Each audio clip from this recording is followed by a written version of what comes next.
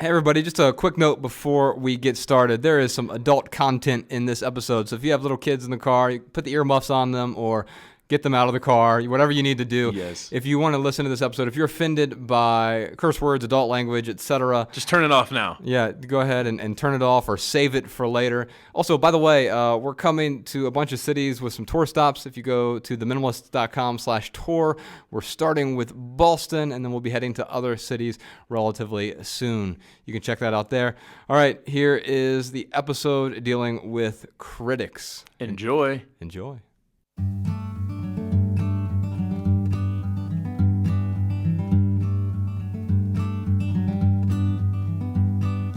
Every little thing you think that you need, every little thing you think that you need, every little thing that's just feeding your greed. Oh, I bet that you'd be fine without it.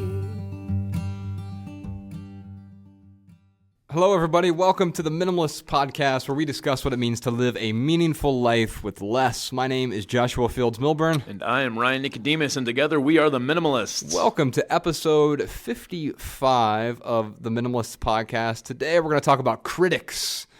Yeah. Dear critics, this episode is for you. Gotta love the critics. It's also for creators, though, because so we had a documentary come out. Ryan, you and I have created a lot of stuff over the last 6 years. When I say stuff, a lot of creations, not physical stuff necessarily, although that's fine, too. If you're a creator, sometimes you create physical things. But you and I have created a lot. We've written a lot. We have 3 books that are out there. We put out a documentary last year in 2016 and went out in theaters, 400-plus theaters over the summer. We did a tour with that.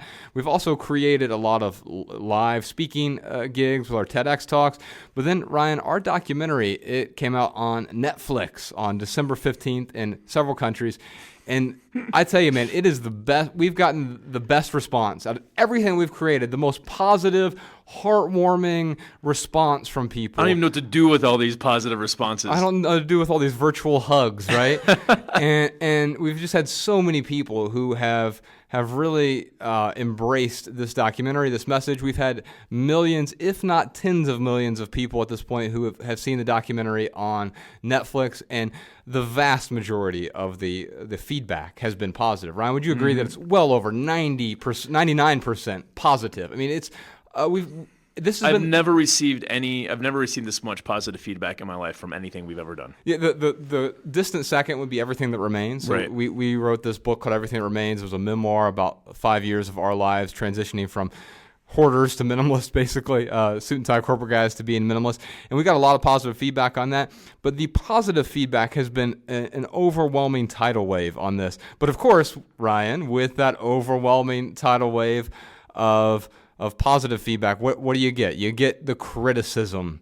You get the critics who come out of the woodworks. And today we're going to talk about that, because I've had a lot of people say, well, how do you deal with this much criticism that you're getting? How can you possibly deal with you being out there in the public? How do you create something knowing that it's going to be criticized? And what most of you don't know is that Ryan is an absolute Picasso of dealing with criticism. I mean, he has the best responses of anyone that I've ever met when it comes to responding to critics. Keep going.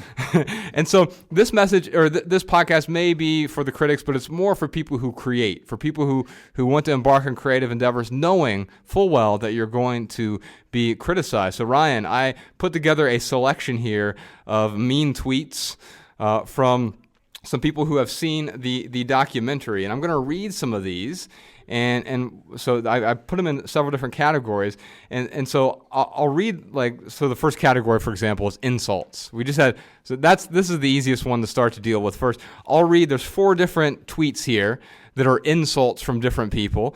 And once I read these 4, then I'll let you respond. You can use your jujitsu response that you use to really show the critics what's up, right?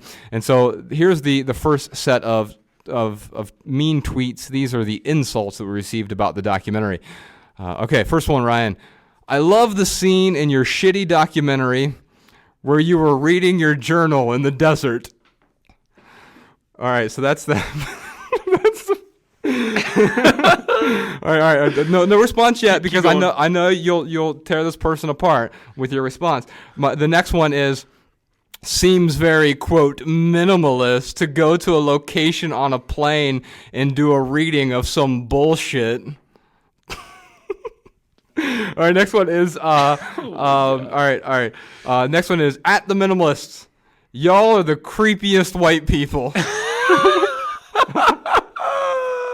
All right, next one is I gotta give it to hashtag minimalism film.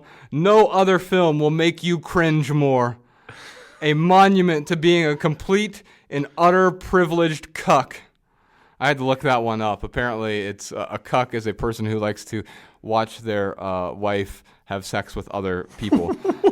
So I've got the perfect response for these guys. all right, so all right, Ryan, here we go. To these people, because I figured it was easy to respond to the insults first, then we'll get to the more stark criticism. How would you respond to the people who are insulting us?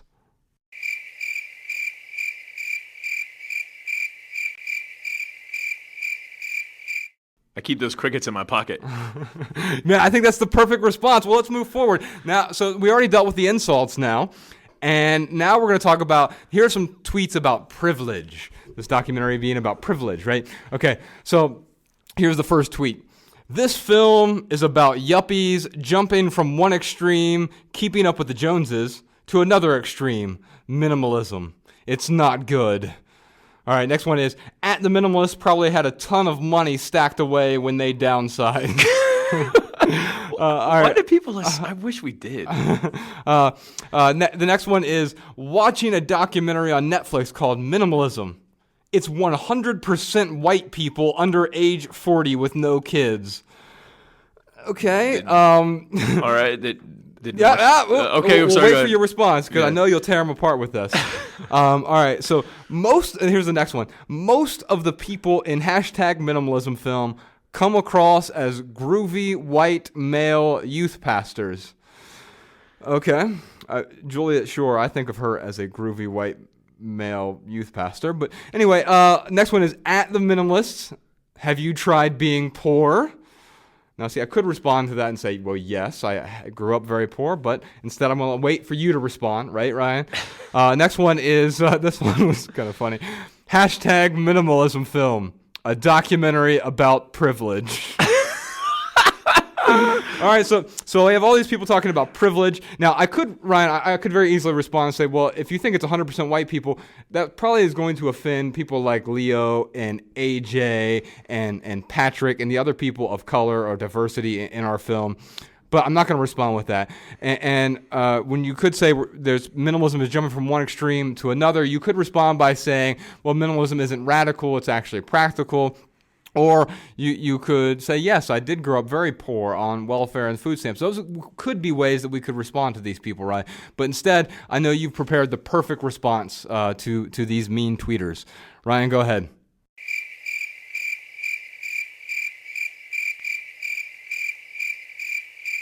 All right, that is quite the response to that round Take of... that, critics. All right, so let's go next. Criticism about the hugs in the documentary. The hugs. And so here is a mean tweet. This one just says, quote, I'm a hugger, close quote, vomit. Okay. Sounds like they need a hug. That's what you could respond with, but I know you've prepared a more detailed response. The next one, last one about the hugs, because they're all pretty similar here.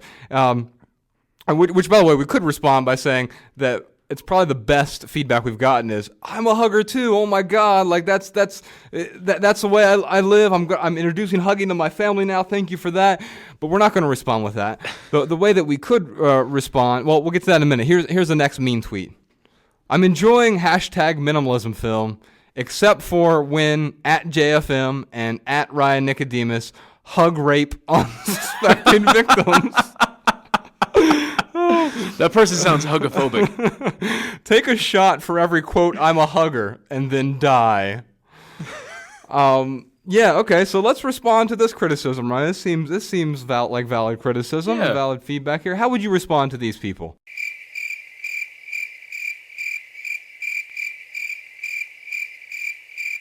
All right, that seems to me like the appropriate response. Let's move on.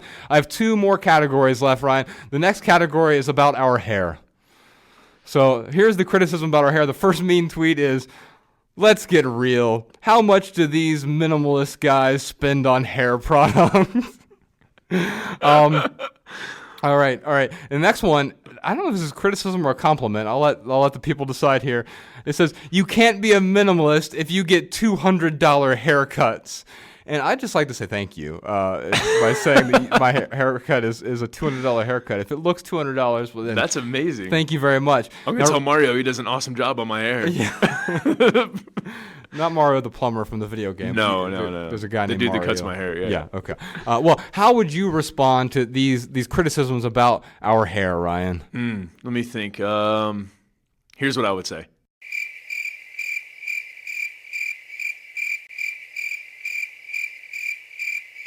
All right, we'll take that, critics. Last category here, Ryan, is, I just called this one random criticism. The first one is, these minimalist guys are trying to sell their books about how to get rid of books. So meta. Yeah, I mean, what I could respond with there is, obviously, we always tell people to minimize our books afterward. You pass them on to someone who would get value from it. But I'll let you respond. I'll save my response. I won't respond. I'll let you respond. I saved my personal favorite for last. This is my favorite mean tweet of the group. This one just says, "At the minimalists, man, fuck y'all." You can't argue with logic. I can only imagine they're sitting there watching a documentary in this like house full of stuff, and they think it's some sort of project. Like we're somewhere judging them for, and they decide to pick up their phone or some device and send us a tweet that just said, man, fuck y'all. And so, random criticism, Ryan. How would you respond to random criticism? That's a tough one. Let me think for a second. Okay, I got something. Go for it. All right, so what I would tell these guys is,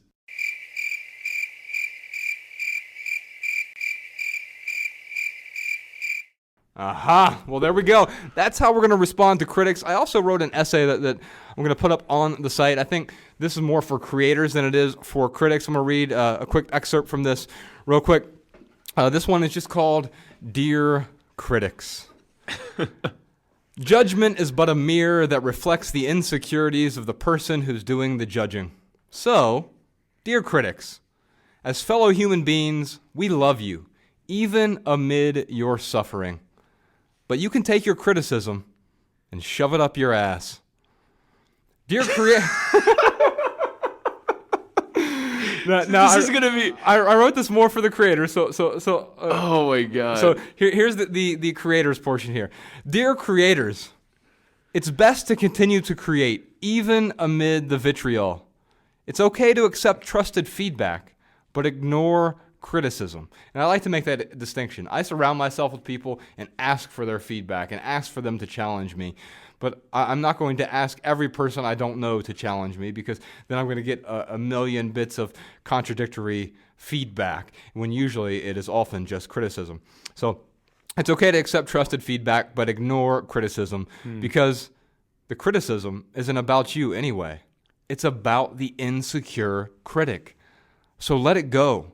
Suffocate their negativity by not responding. And that's why you hear all the crickets on this episode. The best way to respond is to just not respond. I know we all want to get tied up, and it's so easy to just dive in and say, well, oh yeah, that's what you think? Well, here's what I think about you. And then, like, F me, no, F you. Right. Like, it's like, well, then you're going to look like... You're fueling that fire by doing that. Yes, if you hang around fools long enough, you will look like a fool yourself. So suffocate their negativity by not responding. Or, if you must reply, then send your critics a link to this page and let this short essay speak for you instead. Or you could, of course, do that with this podcast as well. Someone criticizes you and calls you stupid, fat, ugly, short, tall, round, whatever, calls you a bad writer, a mediocre writer, calls you a terrible podcast, whatever it may be. You can send them some over here. Let us do the crickets for you, basically. And if our words won't suffice, we'll let Theodore Roosevelt have the last word. And actually, I got this from one of our listeners called in with response to, we did a criticism episode. I think it was episode 33 a while back, just about criticism in general. And we had someone call in after the fact. I don't remember which episode that this was on, but she called in with this quote from Teddy Roosevelt. So I put it at the bottom of this essay. Here's what Teddy Roosevelt has to say about critics. It is not the critic who counts, not the man who points out how the strong man stumbles or where the doer of deeds could have done them better. The credit belongs to the man who is actually in the arena, whose face is marred by dust and sweat and blood, who strives valiantly, who errs, who comes short again and again, because there is no effort without error and shortcoming, but who does actually strive to do the deeds, who knows great enthusiasms, the great devotions, who spends himself in a worthy cause, who at best knows in the end the triumph of high achievement, and who, at the worst, if he fails, at least fails while daring greatly, so that his place shall never be with those cold and timid souls who neither know victory nor defeat. I think that sums up the insecure critic perfectly, Ryan.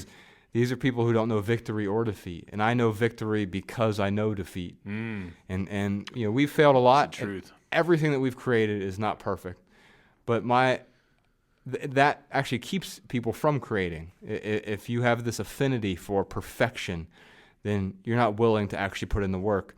Instead, I want to be willing to look in the mirror and say, this is the absolute best I could do, given the resources I have. And if I fail, then so be it. I'll learn from that so that I can succeed in the future. And I just can't wait till, all those people that gave us the trite criticism. I can't wait to see their documentary. It's funny. And like critique I said, it. and usually the criticism, even if it's good, like professional criticism, like book critics or movie critics, those aren't meant for the creator either. Those are meant for the public to then assume whether or not it's worth their time to spend on that creation, right? And so, yes, I will go out on my way now. As I talked about in a previous episode, my New Year's non-resolution is to resolve to review more. And so I now, whenever I finish a book or finish a movie or go to a restaurant, I will go out on my way to spend 60 seconds to rate that place if and only if I had an outstanding experience. Now, that could be outstandingly positive, which it usually is, or if it's truly outstanding for being negative, like someone spat on my sandwich or something. First, I'd question why they brought me a sandwich. I would never order a sandwich. And then second, why would you spit on the sandwich I didn't order? But if I have a really bad experience, I'll let other people know that I had a terrible experience. Or if I had an outstanding experience. Now, if I just had a 3-star experience, I'm not going to waste my time rating something 3 stars, because someone else, it may just be my own opinion that I didn't have. It wasn't remarkable in any way. And if it's not remarkable, then of course I am not going to remark on it. And so will I criticize others from time to time? Yeah, but I'll do so in the interest of the greater good. How can I serve the greater good? And not try to pass a judgment on other people, but realizing that this may help other people. Like, it may lead people to a great coffee shop if we're in the middle of Arkansas and we're somewhere, and I'm going to give this awesome coffee shop a 5-star review. It'll help someone else passing through, because that's how I get value from things often, is I'll read the well-intentioned reviews, the well-thought-out reviews, and that is feedback in a way, and it's feedback to a potential audience, as opposed to criticism, which is often just a reflection of the insecurities of the person who is doing that judging. Yeah. All right. I do welcome criticism. I really do. I just ignore like 99.9% of it. But sometimes there's, because I think ultimately, and none of us are perfect, but I think you're good at discerning what is well-meaning feedback versus what is hateful criticism. Like all the stuff I read, those are just mean tweets. People, right. There's not one takeaway from any of that criticism. No, I mean, y'all are the creepiest white. I mean, okay, I don't know what that means. Do you want me to be less white? Yeah. Should I dress up in blackface to appease you? No, of course not.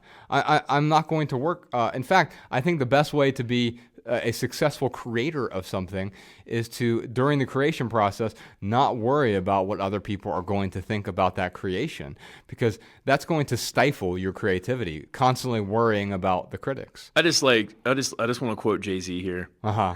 See Brutus. No, I'm sorry. See Caesar, see Brutus, see success is like suicide. Suicide. It's a suicide. If you succeed, prepare to be crucified. But it's Ryan, the truth, man. I mean, if you're not doing anything worthwhile, then, you know, it's a vanilla life, and there's nothing wrong with that. Some people are very happy with that. Mm-hmm.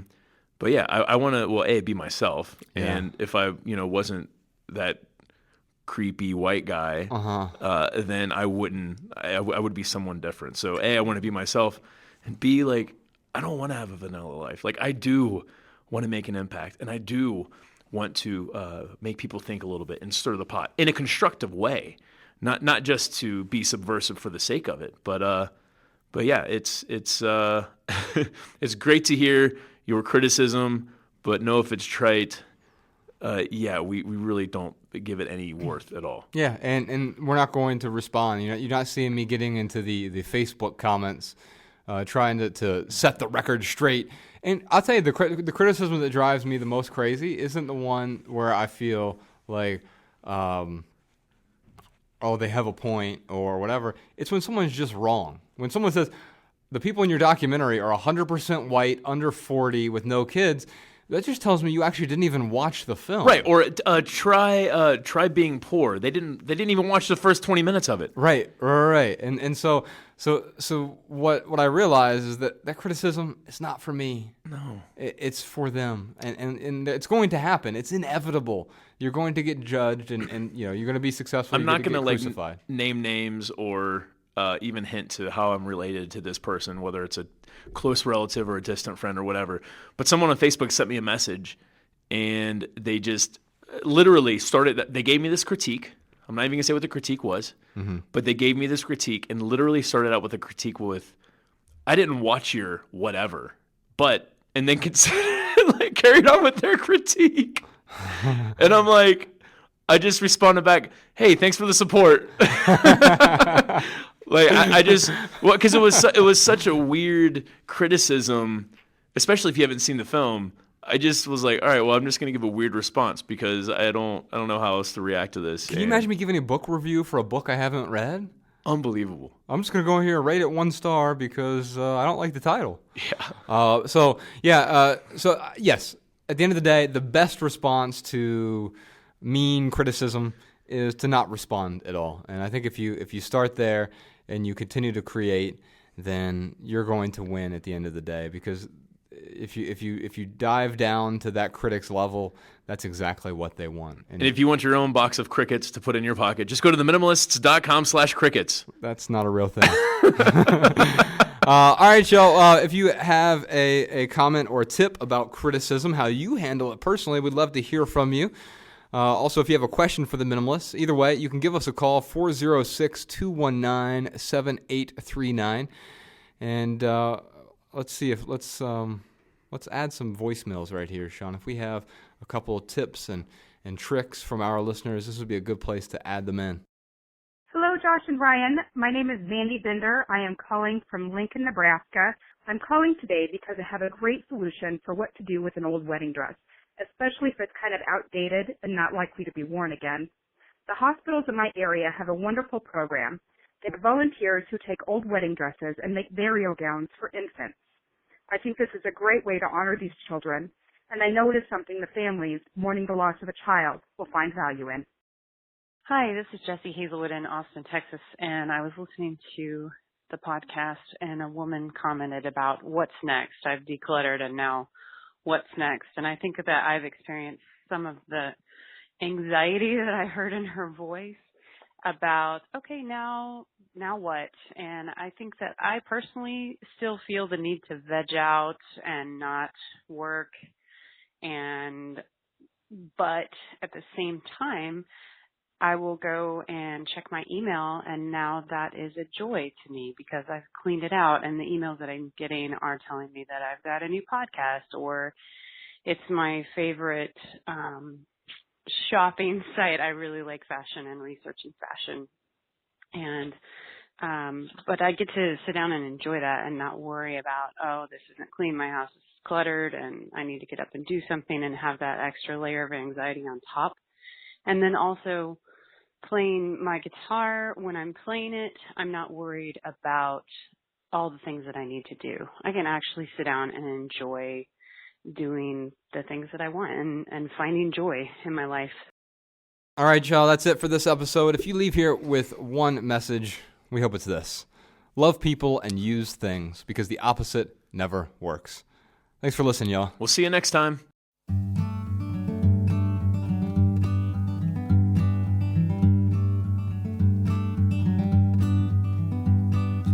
Every little thing you think that you need, every little thing you think that you need, every little thing that's just feeding your greed. Oh, I bet that you'd be fine without it. Every little thing that you gotta have, every little thing that you gotta have, you gotta reach for and you gotta grab. Oh, I bet that you'd be fine without it. So tear your eyes away, or tear